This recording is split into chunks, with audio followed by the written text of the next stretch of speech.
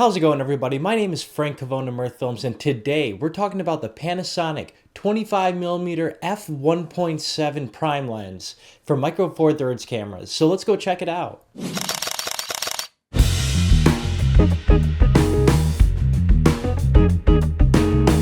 So I personally think this is a great lens to have in your bag if you are somebody who shoots micro four thirds cameras. When I got the Panasonic GH4 and GH5, it came with a 14 to 42mm lens, which was great. It had a great range. It was equivalent to about a 24-70 on a full frame camera, but it didn't get the best low light results. So that's why picking this up could be really important for your shooting.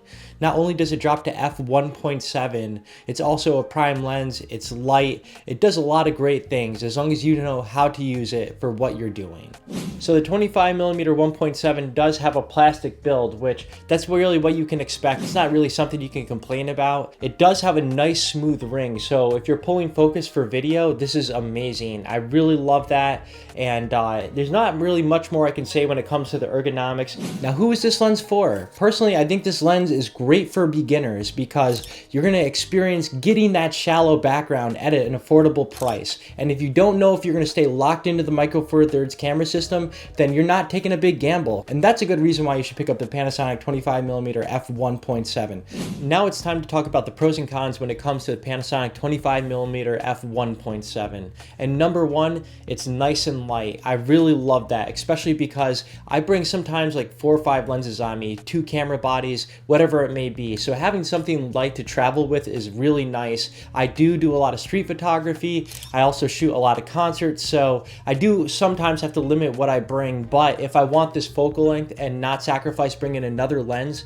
I can do so. I could really fit this in my pocket. It's so small if I wanted to. The second pro I have to bring up is that this is an f1.7 lens, so you're not only going to get a lot of low light, but you're going to be able to blow out that background, and it's really hard to do that on micro four thirds cameras. That is something that I love about this. So if you're a wedding photographer, if you're a wedding videographer, this is great because again, you take the fact that it's light and then you also get that f1.7 aperture. It's great for run and gun situations. I can trust not getting the noisiest photos with this lens when I'm shooting photos in the concert photography pit.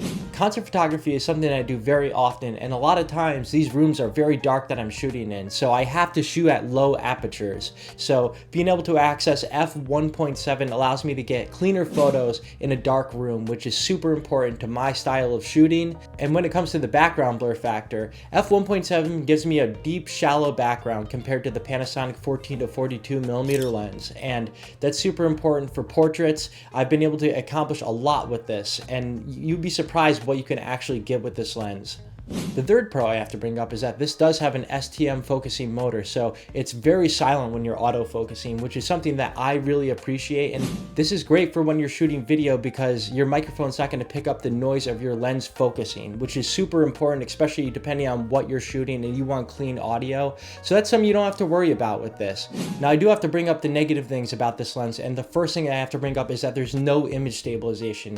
And if you don't have in-body stabilization in your camera, you're going to notice some shake when you're shooting video. I've noticed it a bunch, and it's something that when I go in post, I do have to warp stabilize my footage in Adobe Premiere. So keep that in mind. I'm not going to rip apart this lens, but the second thing that I have to bring up is that it is not weather sealed. So if you're shooting outdoor events and you're using this lens, you really want to keep this covered because you could destroy it pretty easily. So with that being said, have you used the Panasonic 25mm f1.7? If so, let me know in the comments down below. If you have any more questions about this lens as well, please also add that in the comments section down below. My name is Frank Cavone of Mirth Films, and thank you very much for watching today's video.